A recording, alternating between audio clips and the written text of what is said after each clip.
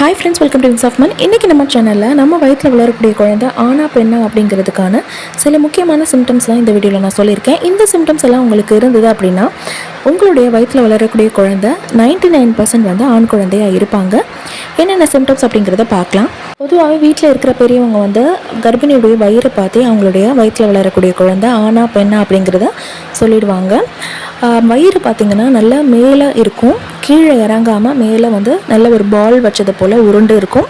இந்த மாதிரி வயிறு வந்து மேல் வயிறாக இருந்துச்சு, ரவுண்ட் ஷேப்பில் இருந்துச்சு அப்படின்னா நமக்கு வயிற்றில் வளரக்கூடிய குழந்தை ஆண் குழந்தை. அதுவே கூர்மையான வயிறாக இருந்தது, கீழே நல்லா இறங்கி இருந்தது அப்படின்னா நமக்கு வயிற்றில் வளரக்கூடிய குழந்தை பார்த்திங்கன்னா பெண் குழந்தையாக இருப்பாங்க. ப்ரெஸ்ட்டு சைஸில் பார்த்திங்கன்னா நமக்கு ப்ரெக்னென்சியில் நிறைய சேஞ்சஸ் இருக்கும்.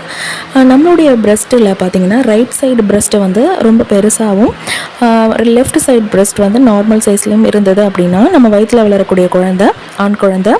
அதுவே வந்து வலது மார்பகத்தை விட இடது மார்பகம் வந்து நமக்கு பெருசாக இருந்தது அப்படின்னா நம்ம வயிற்றில் வளரக்கூடிய குழந்தை வந்து பெண் குழந்தை.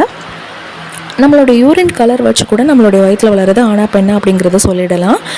யூரின் கலர் பார்த்திங்கன்னா நல்ல அடர் மஞ்சள் நிறத்தில் இருக்கும்.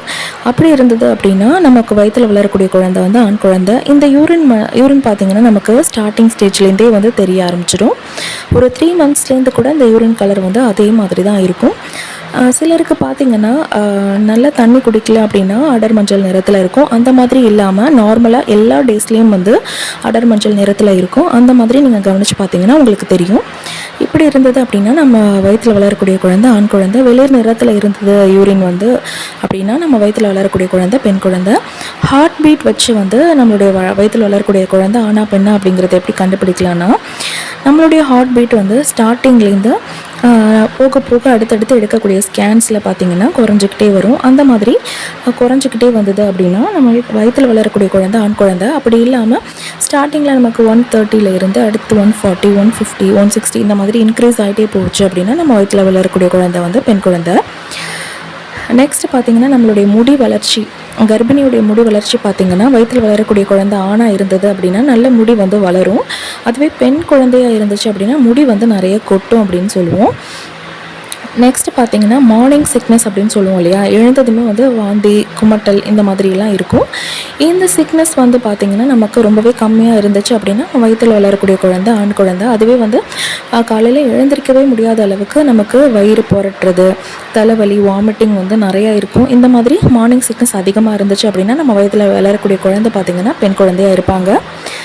அடுத்து நம்ம முகம் பார்த்திங்கன்னா நல்ல ஒரு பொலிவோடு இருக்கும், எந்த ஒரு பிம்பிள்ஸுமே இல்லாமல் நல்ல வந்து பிரகாசமாக இருக்கும். நார்மல் டேஸை விட நல்ல பிரைட்டனாக இருக்கும். இந்த மாதிரி இருந்துச்சுன்னா நம்ம வயிற்றில் வளரக்கூடிய குழந்தை ஆண் குழந்தை.